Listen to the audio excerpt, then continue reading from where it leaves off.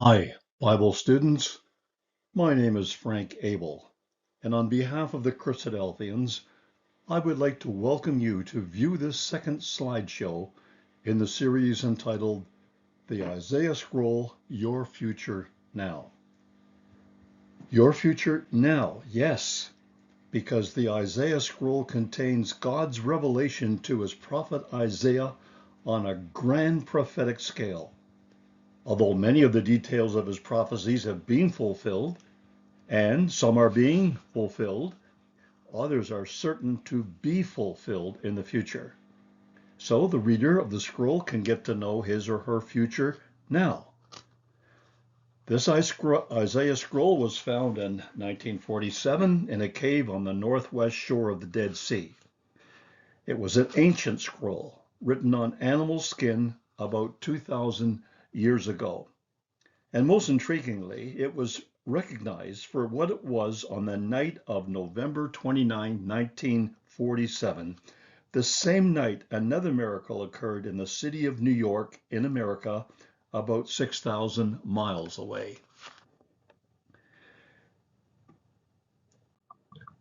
Now, this second video is entitled Yahweh and Isaiah, Worthy Credentials. And you'll notice I'm using the name Yahweh. That's the name God gave himself when he spoke to Moses at the burning bush. Primarily, I'm using it because that is his name, and also because people abuse the word God so much today that it could mean all kinds of things to different people.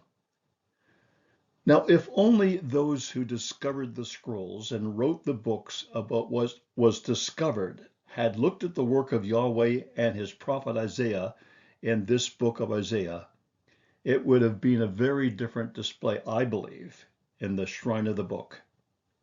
They would have seen the precision that accompanied the prophecies that were already fulfilled, to give people the confidence that what was still future would definitely come to pass. What people have missed about the author and writer of the book of Isaiah is what I want to talk about in this video.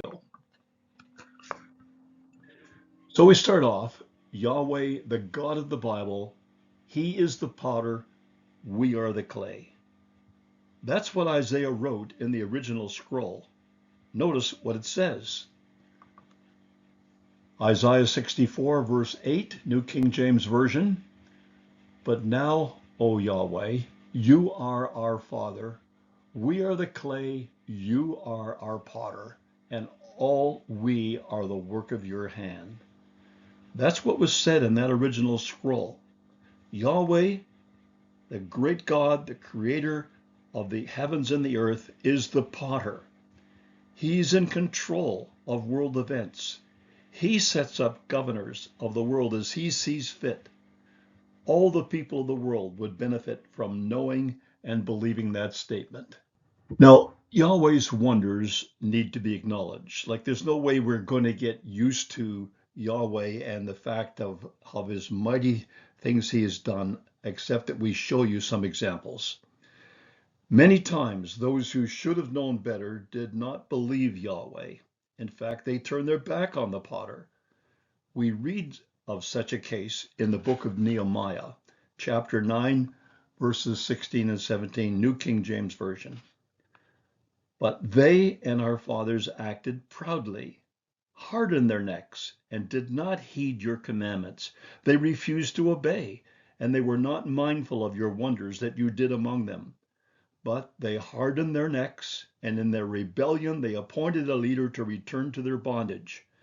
But you are God, ready to pardon, gracious and merciful, slow to anger, abundant in kindness, and did not forsake them. The people who went through the Red Sea on dry land while the waters stood as walls on either side, a staggering event, but they chose to forget it.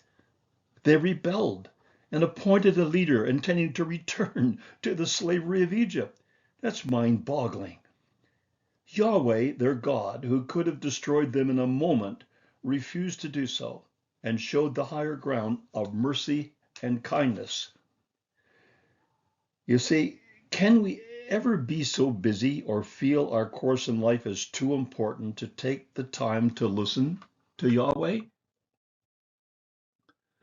The worthy credentials of Yahweh are established by the prophecy of Isaiah. Now, they are established by many other writers, but I want to look just specifically at these examples in Isaiah. And we can start in Isaiah chapter 8, verses 17 to 18, where it says, "And I will wait on Yahweh, who hides his face from the house of Jacob, and I will hope in him. Here am I, and the children whom Yahweh has given me. We are for signs and wonders in Israel from Yahweh of hosts, who dwells in Mount Zion." So Isaiah recognized that Yahweh was hiding his face from the nation due to their intransigence. But Isaiah the prophet was not stiff-necked and rebellious concerning the word of Yahweh.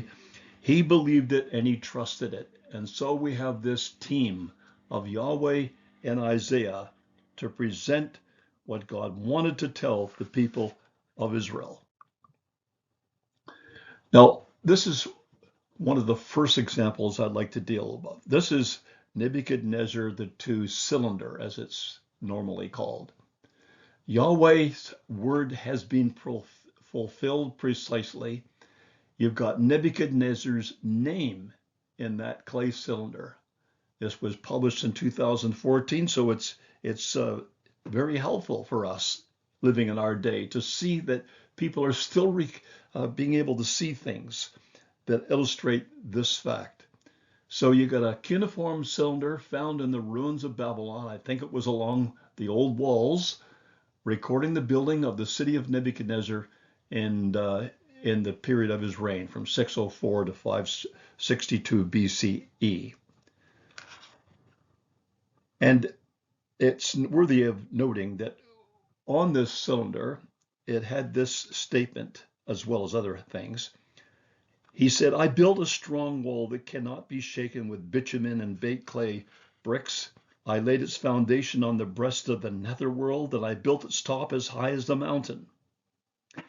Well, this discovery of the cylinder, that this king lived at the time of Daniel, who was taken to captivity in Babylon. Its corroboration with the prophecy of Daniel gives support to the authenticity of the biblical record, even in Daniel.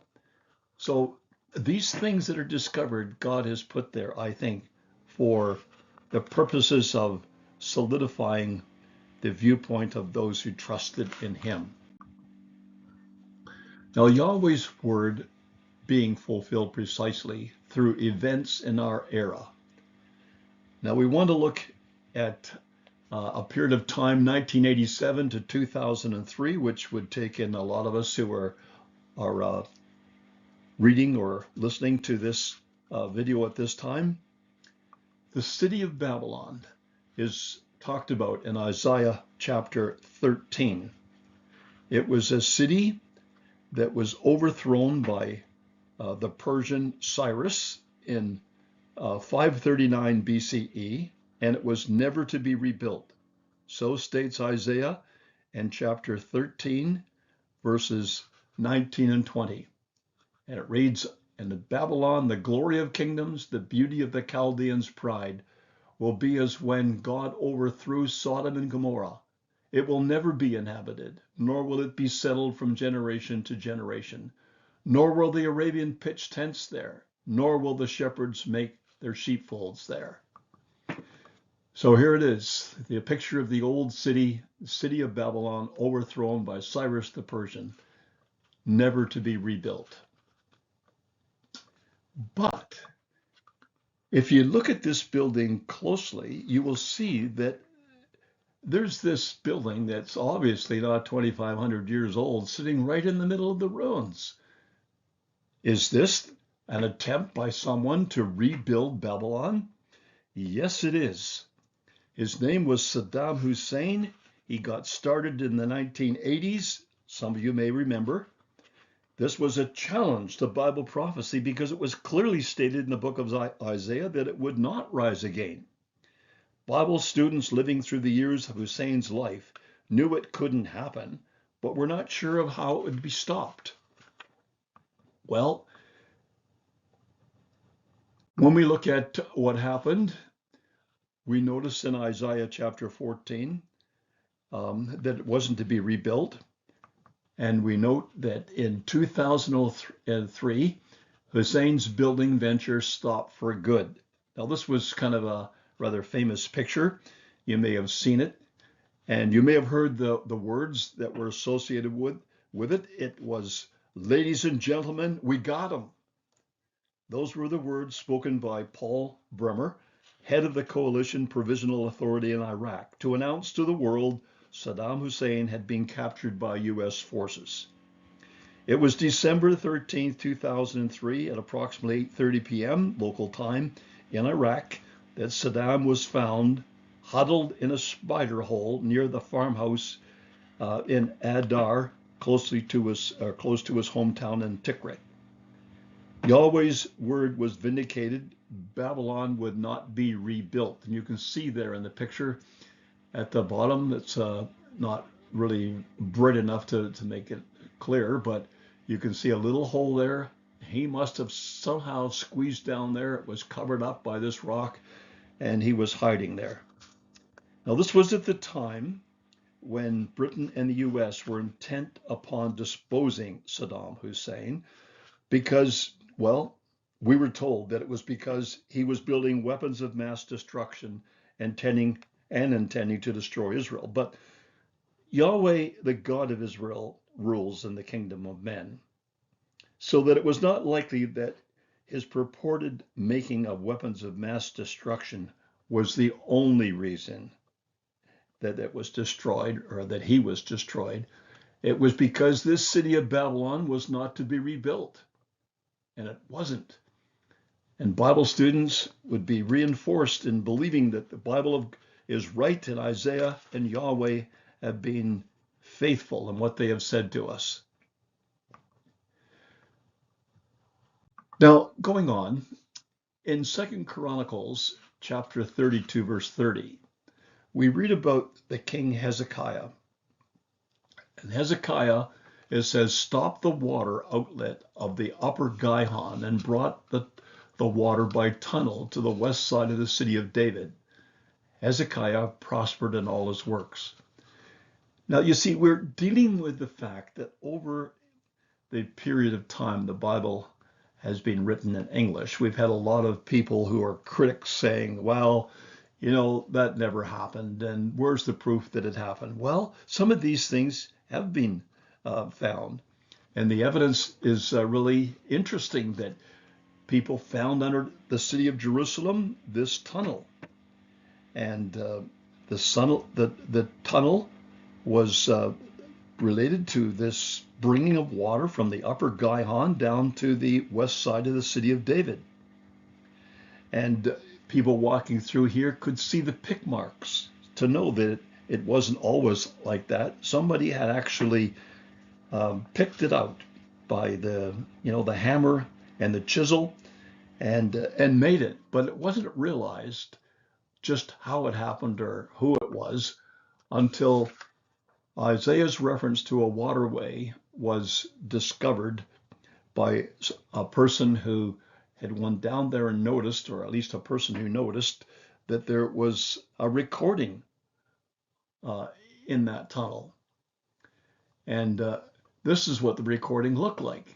An inscription discovered in 1880 AD upon the in the waterway. I guess it had been passed by a number of people and never seen that there was actually writing there.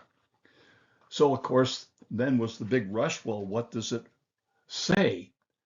Well, this is what it says, and this is an inscription I found in YHWH, and it was translated by the person who, because it wasn't in English, obviously, translated by the author. And he says, the tunneling, and this is the narrative of the tunneling. Well, the stonecutters were wheeling the picks, each toward his co-worker, and while there were still 3 cubits to tunnel through, the voice of a man was heard calling out to his co-worker, because there was a fissure in the rock running from the south to the north, and on the final day of tunneling, each of the stonecutters was striking the stone forcefully so as to meet his co-worker picking after pick, or pick after pick. And then the water began to flow from the source to the pool, a distance of 1,200 cubits. And 100 cubits was the height of the rock above the head of the stonecutters. Now that's there to illustrate that it was actually cut out from both ends, and it was happening at the time of Isaiah, and it was happening in the reign of Hezekiah. And here it is recorded for us, something that wasn't revealed to other people. This is only recent in 1880. Well, that's recent in considering that it was done 2,700 years ago. So we benefit by it. We benefit greatly by it. The great antiquity of the Isaiah scroll is something that you have to see through all of this evidence. So getting back to the age of the scroll, it is important that you see the significance of finding a scroll of Isaiah as old as this one. For many years, the skeptics would have had us believe that the Bible truth could not be passed down from generation to generation because there would have been too much accumulated error. At the end of which, like that would be in our day, from their perspective, only fairy tales would have been copied. That's a reasonable comment, but unproven. But I want to show you the remarks of Dr. Yigal Yadin, leader of the team researching or searching the scrolls in the Dead Sea area and researching what they could from them. This is what he had to say. Thus we know that even from this second source, the Septuagint, we have not full text of the Bible earlier than the 4th century AD. This is before the finding of thing in the Dead Sea area. So in the light of that fact, it is easy to appreciate the great importance of the 2 Isaiah texts discovered among the Qumran scrolls. These texts are about 1,000 years older than the oldest Hebrew text known to us, and about 500 years older than the earliest Greek version of the Septuagint. So they were dramatically older than anything they had. This is amply recorded in his book, The Message of the Scrolls. You see, when you get to that age, it's possible that even Jesus could have read from this scroll because, as you know, it was said that he was handed the book of Isaiah in Luke chapter 4, verses 17 and 18. And when he'd opened the book, he found the place where it was written. So Jesus read from the scroll of Isaiah. And this scroll that they found was contemporary with the scroll that Jesus had read. So what did they make of this? Well, this is what he had to say about the real answer to this problem of antiquity, and that's the reliability of the text. What he said was, what is astonishing is that despite their antiquity and the fact that the scrolls belong to this pre-standardization period, they are on the whole almost identical with the Masoretic text known to us. This establishes a basic principle for all future research on texts of the Bible. Not even the hundreds of slight variations established in the text, affecting mainly spelling and occasional word substitution, can alter that fact. Now, this is a statement from a reputable authority on the Hebrew text, and it's a real victory for Bible students over the skeptics who would have us believe that we would only be listening or reading from fairy tales at this stage. So the answer is that the text of the Bible has not been corrupted through centuries of copying. We have, in reading that scroll, essentially the same text that we read from the Masoretic text or the scrolls of much later production. And this scroll, written by Isaiah, and we read it in English, is referenced about 50 times in the New Testament by writers then. So Bible students, continue to trust in the word of Yahweh. What he has stated in his word will surely come to pass. Now, this is an example of the Bible. Like this is a bit mind-boggling because we don't find this in other writers. This is Yahweh's word being, not what has been fulfilled, not what will be fulfilled, but what is being fulfilled. Now, it includes everything in this small citation from Isaiah 9, verse 6. For unto us a child is born, unto us a son is given, and the government will be upon his shoulder, found in Isaiah 9, verse 6. Now, I hope that's familiar to you, because that would be something that we would hear normally if we go to hear Handel's Messiah, because Handel took those words, put it to music, and probably people can even sing that and remember how it sounds from listening to it so often from Handel's Messiah. But notice the words, unto us a child is born, a son is given. That's over. That's been done. The son is born. He was provided. When you go on to the government will be upon his shoulder, well, Jesus was never a governor, but he did say that his kingdom was not of that present age. It's future. It will be happening in the time we don't think very far ahead, that Jesus will come to adopt the role of the governor of the age, one ruler over the whole world. So where are we? We are right in the middle of this verse, somewhere between the yellow and the white. That's where we are. We've seen the back part of it, that the son is given, and we look forward to the government being upon his shoulder. Now, there's a number of verses in the Bible, and not just in Isaiah, that are like that, where we find that our time is right in the middle of the verse. I wonder why that wouldn't be reported in the shrine of the book.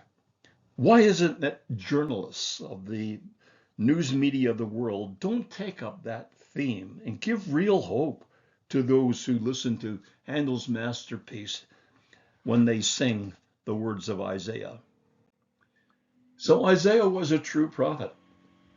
And you have to know that what a true prophet is made up of. Like, how would you know that?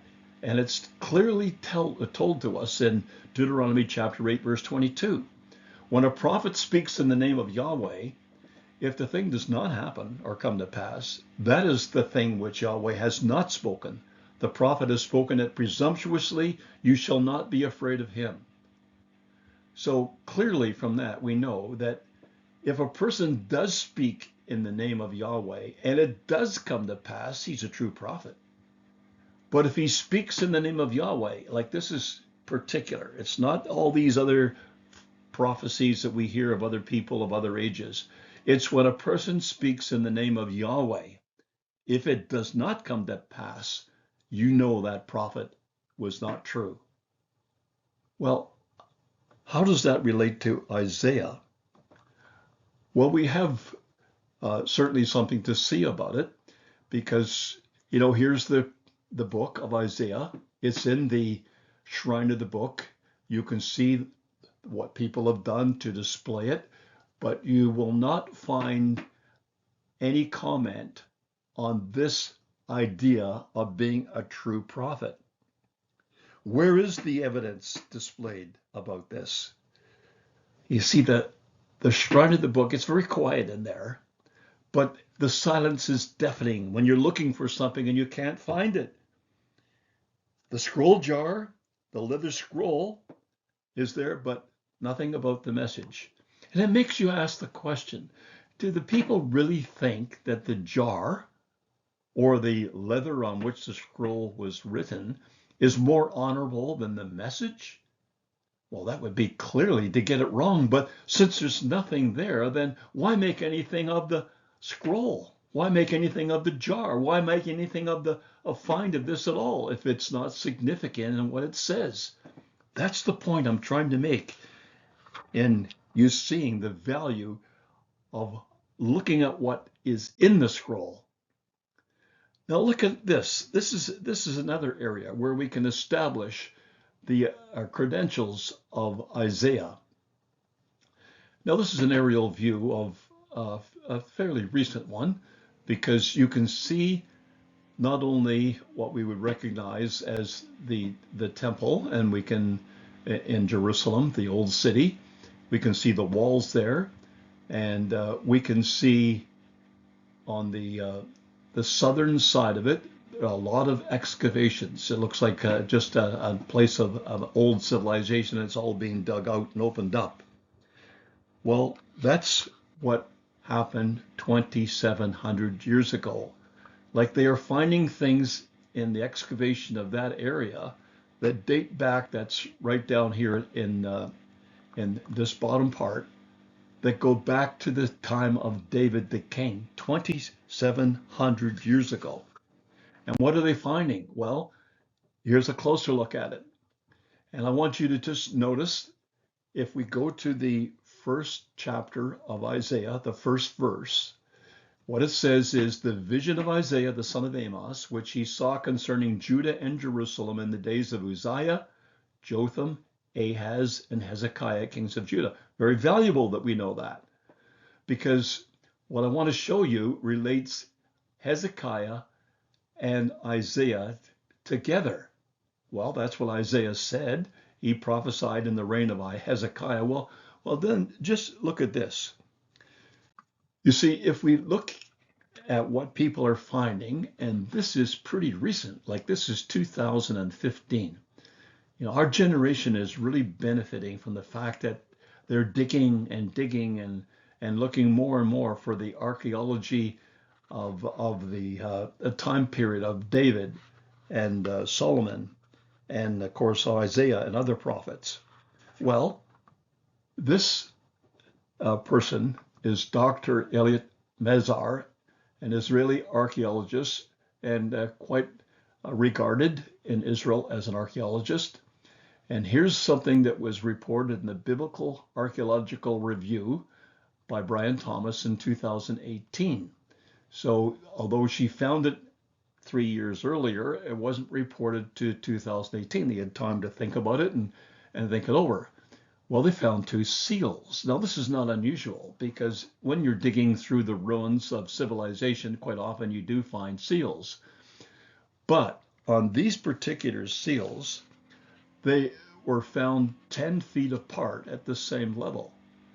So you might think there's something interesting in the fact that they should be found together like that. Would something was related to that. And yes, because on one they found the name Hezekiah, and on the other they found the name Isaiah. Now I want you to understand, because Bible students do generally know this, that these could be personal seals, or they could just be the names.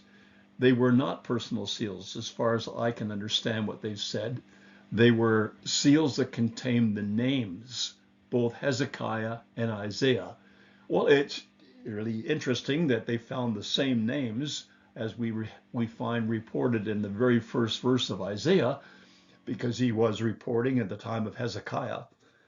But that's the kind of evidence we do find, and illustrating to us that this biblical record needs to be looked at carefully. Here's another piece of evidence that I thought was quite relevant to Isaiah. And this is what was stated in 720 BCE. Isaiah wrote in the 44th chapter of verse 28. He said, "Who says of Cyrus, he is my shepherd, and he shall perform all my pleasure, saying to Jerusalem, you shall be built, and to the temple your foundation shall be laid." Now, this was Yahweh giving this revelation to Isaiah. And Cyrus, you may know, was a Persian king. He was not born at the time of Isaiah.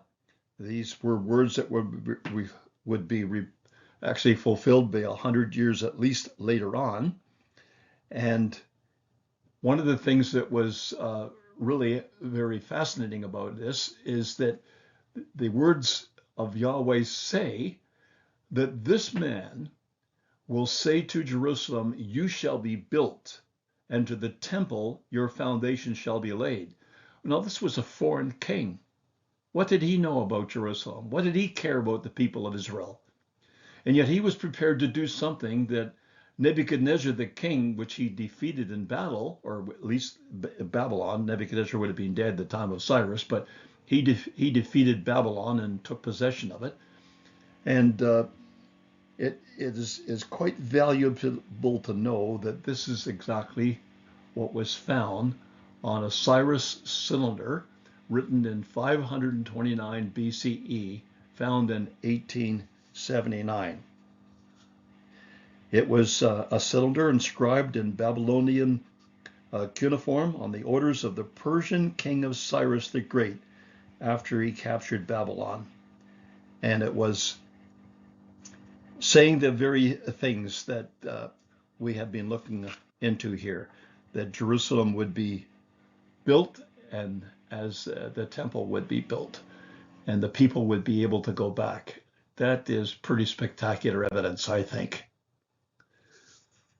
But going on, this is not exhaustive. It goes on for quite some time, looking at the Isaiah credential of being a true prophet. But I wanted to show you from Isaiah chapter 37, verses 6 to 7. Isaiah said to them, "Thus shall you say to your master, thus says Yahweh, do not be afraid of the words which you have heard, with which the servants of the king of Assyria have blasphemed me, saying, surely I will send a spirit upon him, and he shall hear a rumor and return to his own land, and I will cause him to fall by the sword in his own land." Now, that was the time when the king Sennacherib set up a siege around the city of Jerusalem.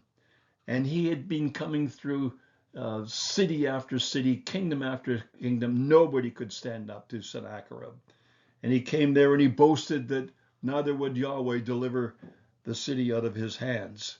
Well, if nobody else had been able to do it, maybe he was right, except that the people of Israel who believed in Yahweh prayed to God, and Isaiah said to them, "Thus shall you say to your master, don't be afraid of the words which you have heard, which the servants of the king of Assyria blaspheme me.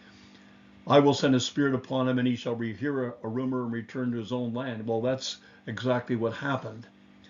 And it was done by a miracle, certainly a miracle, because what happened was the 185,000 of these warriors of Sennacherib, all encamped around the walls of Jerusalem, were all dead in the morning with no apparent cause.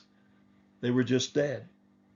And the king of Assyria, who liked to portray himself, as you see here displayed, as under the courtesy of the Biblical Archaeological Magazine, of just taking some of the things they found in the ancient Assyrian cities to show how the Assyrians wanted to illustrate how great they were. But this king went home totally embarrassed, no army at all, and only to die, as it says in the bottom of that quotation, by people of his own land, which actually were his own sons. You see, Yahweh and Isaiah meant what they said. And this idea of looking at the past and saying, this is right, and yeah, that happened, and this seems to be continually the way it was. What they said happened. Why wouldn't people take the spirit of that and say, well, what they say about the future will happen as well? It's not that it was likely it will happen. It will happen. Now, Isaiah had to suffer, and it wouldn't be right not necessarily from my point of view, but from God's point of view, that he wouldn't suffer himself when he had to say so much about the suffering of God's Son, as is recorded in Isaiah 53. But this is the Isaiah suffering. It says in Isaiah 20, chapter 20, verses 2 and 3, "At the same time Yahweh spake by Isaiah the son of Amos, saying, Go and remove the sackcloth from your body, take your sandals off your feet. And he did so, walking naked and barefoot. Then Yahweh said, just as my servant Isaiah has walked naked and barefoot 3 years for a sign and a wonder against Egypt and Ethiopia, so these people of Egypt would walk naked and barefooted because of what God would do to them. Now, that would be difficult to do. And if you or I were being asked to do that, it would be something we would have to think about a little. But Isaiah came to do God's will, to do God's bidding. And he did that to illustrate to the people of Israel and for as many as the people of Egypt that would hearken as to what God would do. And he did it. And people either benefited by taking warning and changing the way they lived, or suffering what they said would happen. So we read of Isaiah's credentials, many of his prophecies happening 700 years later, as we know, because they were fulfilled in the New Testament. You see, Isaiah made statements like there was a number. I think I said earlier, there was about 50 places in the New Testament where the writers of the New Testament quoted from Isaiah. And that's how true they believed these writings were. And obviously God instructed them to and told them that this is what I've said to Isaiah. You need to say it again. So in Isaiah 6, verses 8 and 9, also I heard the voice of the Lord saying, whom shall I send? And who will go for us? Then I said, here am I, send me. That was Isaiah. And what was he to say? You go and tell this people, keep on hearing, but do not understand. Keep on seeing, but do not perceive. Well, Jesus is recorded having said this in Matthew 13, verse 14. He says, in them the prophet Isaiah is fulfilled, which says, hearing you will hear and shall not understand, seeing you will see and not perceive. That's what I mean. There's 700 years between those two pieces of writing. Isaiah writing it one time and Jesus talking about it because it was being fulfilled in his day. That is very strong evidence for why we should listen to the prophet of Isaiah. Now, the prophet Isaiah spoke about a wonderful temple that would be built. He didn't speak nearly as much as the prophet Ezekiel about this temple, but he did speak of it, a center of world government that would come in the age to come. And the way he described it was, behold, I create new heavens and a new earth, recorded in Isaiah 65, verses 17. And this was to tell people that there is another temple to be built. It's not the temple what the Jews are presently working on and designing as a temple that will replace what was destroyed by the Romans. This is the temple that God sees will be needed for the time when he creates world government, and all the nations of the earth will come up to worship in this temple. It's a magnificent thing, and it's of the age to come, very much worth reading about in Isaiah's prophecy. So we see a perfect record. If that perfect record that's recorded in that very scroll that you see here now spread out in a bit of what's on display in the shrine of the book had really been amplified and displays written around the shrine as to illustrate this is what God says is going to happen in the future, what a different place it would have been. Here we see Isaiah writing something that's reliably reporting the past every time. It's providing truthful understanding presently. You can find what's happening today in the same book. It's foretelling future events accurately. That's why we say, make it your future now. If other people have made mistakes about what they have seen and have limited what they've done about it, we don't need to make that mistake. We need to tell people what's in this scroll and give them reasons from the past of why we believe it is reliable reporting. Well, we look forward to our next video, which, Lord willing, will be on Israel was blind. And we hope that you will join us in looking at that. But until, may Yahweh bless your study of his word so that you will be prepared when you hear his call and come to the judgment seat. That's what all Bible students look forward to. And we pray and hope that it will be welcome into the kingdom that we hear reported to us at that time of the judgment. Thank you for watching.